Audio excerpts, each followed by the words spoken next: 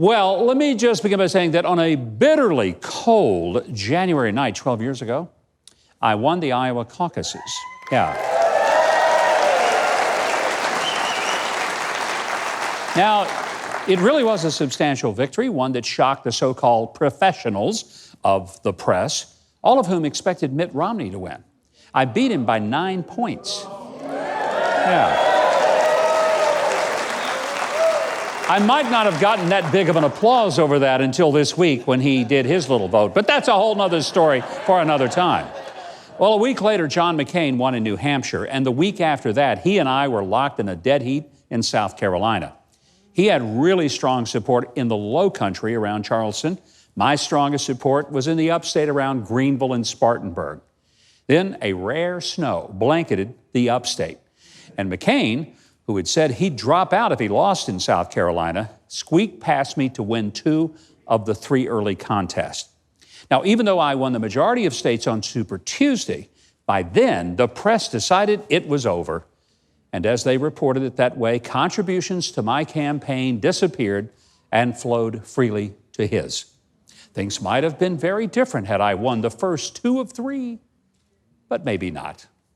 Now, the purpose of this intensely personal story is to say that this week, when Democrats caucus to select their 2020 nominee, you're going to hear many of the pretty talking heads who play political experts on TV say that Iowa, or New Hampshire, or South Carolina and Nevada, which are the first 4 contests, that they really don't mean that much. But the difference between those people and me, I've actually competed in the arena and played the game. They've only watched from the comfort of the press box. But I promise you that the early contests do matter. If someone, whether it's Bernie the socialist or Biden the confused, or Warren, who isn't sure of her ethnicity, or Buttigieg, who has jumped from a small-town mayor to presidential candidate, if any one of them win 2 or 3 of the first 4 contests, you are most likely looking at the Democrat nominee.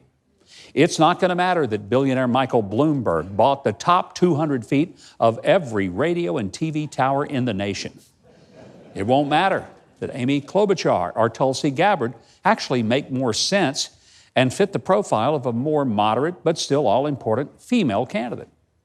And even if Andrew Yang promises to give everyone in America $1,000, as he promises, despite the fact that he'd actually be giving you your own money,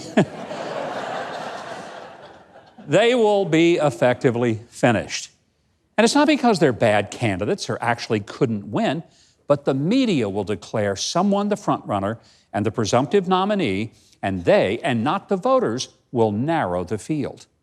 So watch carefully what happens in the early states to see who the Democrats will make their starting quarterback. And while the Democrats are trying to pick their own nominee, they have been busier than ever in Washington trying to keep you from picking the Republican nominee. It's not just that their every breath has been spent trying to impeach and ultimately remove President Trump so as to overturn the 2016 election that they're still whining about. It's that they would also love to remove him from being able to be the Republican nominee in 2020. Chew on that for a moment. They're not content to pick their candidate. They want to pick the Republican candidate as well. So if you really want to put these guys in charge of anything else in Washington, you're going to have to explain that to me. But know that for all the drama and all the blowhards in Congress and on TV telling you who will win, they really know very little, and they usually get it all wrong. And never forget, no matter how much the elites in Congress and the media want to cancel your vote, want to call you ignorant hillbillies and laugh at you to your face, it's your vote that still decides it. So vote and drive the media. Drive the media and the snobs who look down their noses at you even nuttier than they already are.